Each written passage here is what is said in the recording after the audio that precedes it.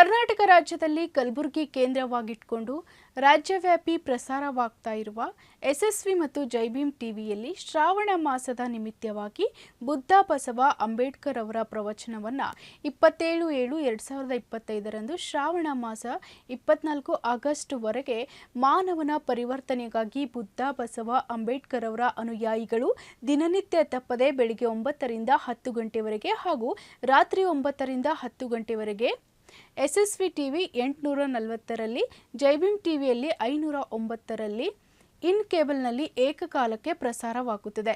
ಪ್ರಸಾರದ ನಂತರ ವಾಟ್ಸಪ್ ಹಾಗೂ ಫೇಸ್ಬುಕ್ನಲ್ಲಿ ವೀಕ್ಷಿಸಬಹುದು. ಈ ಪ್ರವಚನವನ್ನು ಕುಟುಂಬ ಸಮೇತ ವೀಕ್ಷಿಸಿ. ಇದರಂತೆ ನಡೆದರೆ ನಿಮ್ಮ ಸುಖ ಸಂಸಾರ ಸುರಳಿತ ಸುಖವಾಗಿ ಬಾಳಬಹುದು.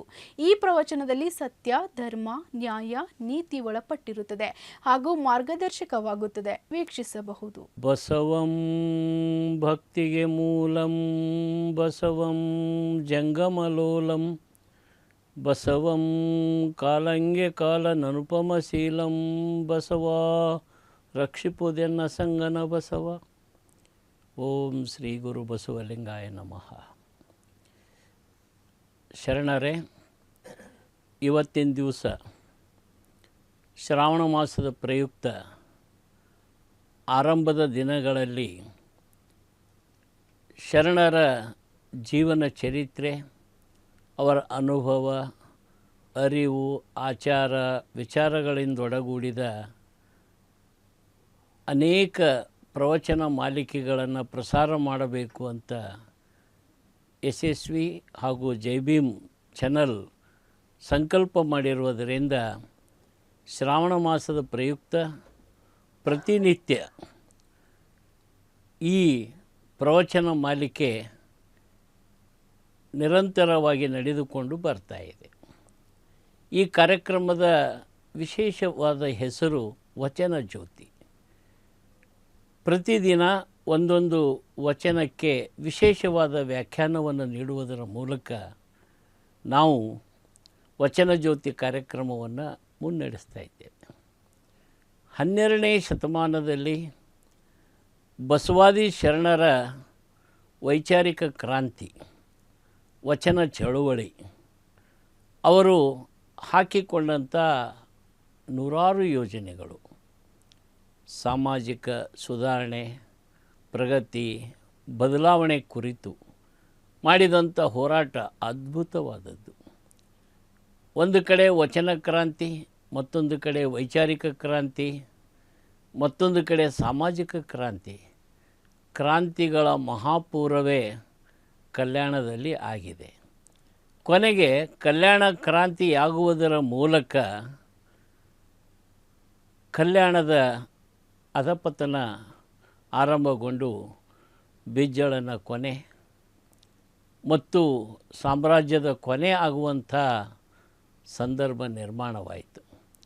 ಎಲ್ಲ ಶರಣರು ತಾವು ರಚಿಸಿದ ವಚನಗಳನ್ನು ಬೆನ್ನಿಗೆ ಕಟ್ಟಿಕೊಂಡು ದಿಕ್ಕಾಪಾಲಾದರು. ಅವರು ಎಲ್ಲೆಲ್ಲಿ ಹೋಗಿ ನೆಲೆಸಿದ್ದಾರೆ, ಯಾವ ಯಾವ ರೀತಿ ಸಂಕಷ್ಟದಲ್ಲಿ ಜೀವನದಿಂದ ಪಾರಾಗಿ ತಮ್ಮ ಜೀವನಕ್ಕಿಂತ ಹೆಚ್ಚಾಗಿ ವಚನಗಳ ರಕ್ಷಣೆಯನ್ನು ಮಾಡಿದ್ದಾರೆ ಅನ್ನುವಂಥದ್ದು ಒಂದು ದೊಡ್ಡ ಇತಿಹಾಸವೇ ಇದೆ. ಹರಿದು ಹಂಚಿ ಹೋದ ಅನುಭವ ಮಂಟಪದ ಆಶ್ರಯದಲ್ಲಿ ರಚಿತಗೊಂಡಂಥ ವಚನಗಳು ಎಲ್ಲ ಕಡೆ ಚಲಾಪಿಲ್ಲಿಯಾಗಿರುವುದನ್ನು ಮುಂದೆ ಕ್ರೋಢೀಕರಿಸಿ ಕರ್ನಾಟಕ ವಿಶ್ವವಿದ್ಯಾಲಯ, ಅದರ ಜೊತೆಗೆ ಬಿಜಾಪುರದ ಗೊಮ್ಮಟ ಎಂದು ಕರೆಸಿಕೊಳ್ತಕ್ಕಂಥ ವಚನ ಪಿತಾಮಹ ಪಗು ಹಳಕಟ್ಟಿಯವರು ಈ ವಚನಗಳನ್ನು ಒಂದು ಕಡೆ ಸಂಗ್ರಹಿಸಿ, ಕ್ರೋಢೀಕರಿಸಿ, ಸಂಪಾದಿಸಿ ಶಾಶ್ವತವಾಗಿ ಉಳಿಯುವಂತೆ ಮಾಡಿದ್ದಾರೆ. ಈ ವಚನಗಳ ರಕ್ಷಣೆಗಾಗಿ ಏಕ ವ್ಯಕ್ತಿ ಪಗು ಹಳಕಟ್ಟಿಯವರಾಗಲಿ, ಒಂದು ವಿಶ್ವವಿದ್ಯಾಲಯ ರೂಪದ ಕರ್ನಾಟಕ ವಿಶ್ವವಿದ್ಯಾಲಯವಾಗಲಿ ಮಾಡಿದ ಶ್ರಮ ಮೆಚ್ಚುವಂಥದ್ದು ಮತ್ತು ಅದರ ಕಾರ್ಯ ಶ್ಲಾಘನೀಯವಾದದ್ದು. ಒಂದು ವೇಳೆ ಹಳಕಟ್ಟಿಯವರು ಇರದೇ ಇದ್ದರೆ ಕರ್ನಾಟಕ ವಿಶ್ವವಿದ್ಯಾಲಯ ಸಂಕಲ್ಪಿಸದಿದ್ದರೆ ಇವತ್ತು ವಚನ ಸಾಹಿತ್ಯ ನಮ್ಮ ಪಾಲಿಗೆ ಗಗನ ಕುಸುಮವಾಗುತ್ತಿತ್ತು, ಮರೀಚಿಕೆ ಆಗ್ತಿತ್ತು, ಕೈಗೆ ಸಿಗುತ್ತಿರಲಿಲ್ಲ. ವಚನಗಳು ನಮಗೆ ಓದಲು, ಮಾತನಾಡಲು, ಸಂಸ್ಕೃತಿ ಸಂಸ್ಕಾರವನ್ನು ನೀಡಲು ಸಾಧ್ಯವಾಗುತ್ತಿರಲಿಲ್ಲ. ಇಂಥ ವಚನಗಳು ಉಳಿಸುವುದಕ್ಕಾಗಿ, ಬೆಳೆಸುವುದಕ್ಕಾಗಿ ಅನೇಕ ಮಠಮಾನ್ಯಗಳು, ಸಂಘ ಸಂಸ್ಥೆಗಳು, ವ್ಯಕ್ತಿಗಳು ಹೋರಾಟ ಮಾಡಿ ಇಂದು ಆ ವಚನ ಭಂಡಾರವನ್ನೇ ಉಳಿಸಿ ಬೆಳೆಸಿದ್ದಾರೆ. ಅದನ್ನು ಇವತ್ತು ಬಸವ ಸಮಿತಿಯವರು 21 ಭಾಷೆಗಳಿಗೆ ತರ್ಜುಮೆಗೊಳಿಸಿ ನವದೆಹಲಿಯಲ್ಲಿ ಪ್ರಧಾನಮಂತ್ರಿಗಳಿಂದ ಬಿಡುಗಡೆ ಮಾಡಿಸಿದ ಮೇಲೆ ಪ್ರಪಂಚದ ಪ್ರಮುಖ ಭಾಷೆಗಳಿಗೆ ಅದು ಹೋದಾಗ ಬಸವಣ್ಣ ನಿಜವಾಗಿ ವಿಶ್ವಗುರು ಆಗಿದ್ದಾರೆ. ಅವರ ವಚನಗಳನ್ನು ಓದಿದವರು ಇಂದು ಅವರ ಅನುಯಾಯಿಗಳಾಗಿ ಅವರನ್ನು ಅನುಸರಿಸುವಂಥ ವ್ಯಕ್ತಿತ್ವ, ಗುಣ, ಸ್ವಭಾವವನ್ನು ಹೊಂದುವಂಥವರಾಗಿದ್ದಾರೆ. ಇದು ಸಾಮಾಜಿಕ ಪರಿವರ್ತನೆ, ಪ್ರಗತಿ, ಸುಧಾರಣೆ, ಬದಲಾವಣೆ ಅಂತ ಹೇಳಬಹುದು.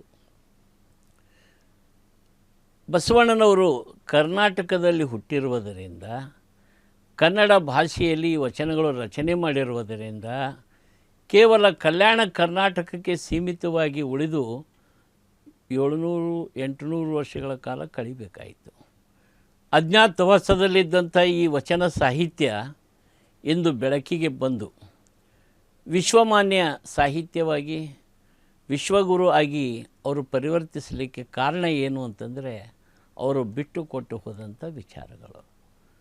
ವ್ಯಕ್ತಿ ದೊಡ್ಡವನಲ್ಲ, ಅವನು ಬೋಧಿಸಿದ ತತ್ವ ದೊಡ್ಡದು. ನಾವು ತೆಂಗಿನ ಪರಟಿಗೆ ಮಹತ್ವ ಕೊಡಬೇಕಾದದ್ದಿಲ್ಲ, ಒಳಗಿನ ತಿರುಳಿಗೆ ಮಹತ್ವ ಕೊಡಬೇಕು. ವಚನ ಅನ್ನುವುದು ಒಂದು ಭಾಷೆ, ಒಂದು ಮಾತು, ಒಂದು ವಿಚಾರ.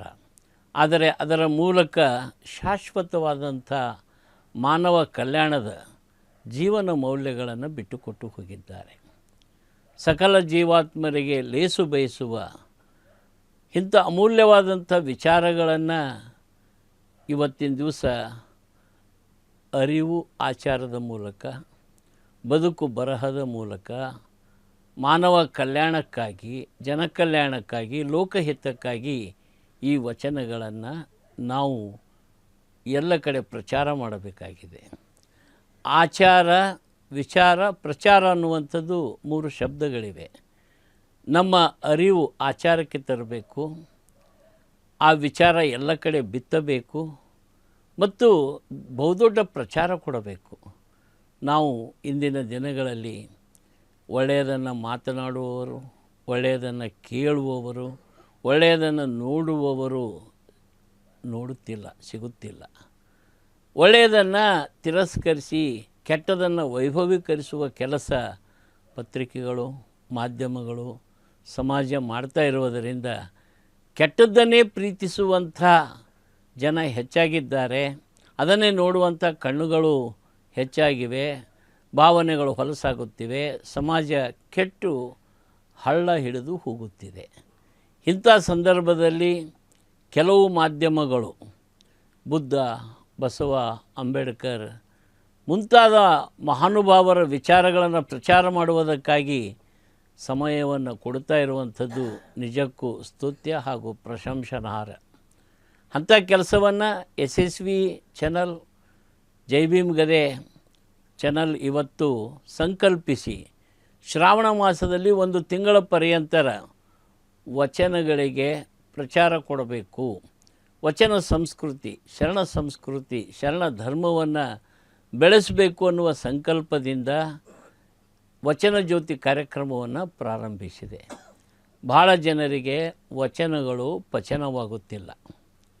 ವಚನಗಳು ಸಮಾಜಕ್ಕೆ ಪಚನವಾದರೆ ಸಮಾಜ ಸುಧಾರಣೆ ಖಂಡಿತ ಆಗುತ್ತದೆ, ಬದಲಾವಣೆಯನ್ನು ಹೊಂದುತ್ತದೆ. ಪ್ರತಿಯೊಬ್ಬ ಮನುಷ್ಯ ಸಂಸ್ಕೃತಿ ಸಂಸ್ಕಾರವಂತನಾಗುತ್ತಾನೆ. ಯಾವ ದೇಶದಲ್ಲಿ ವಕೀಲರಿಗೆ ಪ್ರಾಕ್ಟೀಸ್ ಇರುವುದಿಲ್ಲವೋ, ಯಾವ ದೇಶದಲ್ಲಿ ವೈದ್ಯರು ಸ್ಟೆಥೋಸ್ಕೋಪ್ ಹಾಕಿಕೊಂಡು ಸುಮ್ಮನೆ ಕೂತಿರ್ತಾರೆಯೋ, ಯಾವ ದೇಶದಲ್ಲಿ ನ್ಯಾಯಾಲಯಗಳು ಶಾಂತವಾಗಿ ಇರುತ್ತವೆಯೋ ಅವುಗಳಿಗೆ ಕೆಲಸವಿಲ್ಲವೋ, ಪೊಲೀಸ್ ಠಾಣೆಯ ಬಂದೂಕಿಗೆ, ಬೂಟಿಗೆ, ಲಾಠಿಗೆ ಕೆಲಸವಿಲ್ಲದೆ ಬಿದ್ದಿರುತ್ತವೆಯೋ ಆ ಸಂದರ್ಭದಲ್ಲಿ ಆ ದೇಶ ಆರೋಗ್ಯಕರ ಸುಖಿ ರಾಜ್ಯವೆಂದು ಹೇಳಬಹುದು.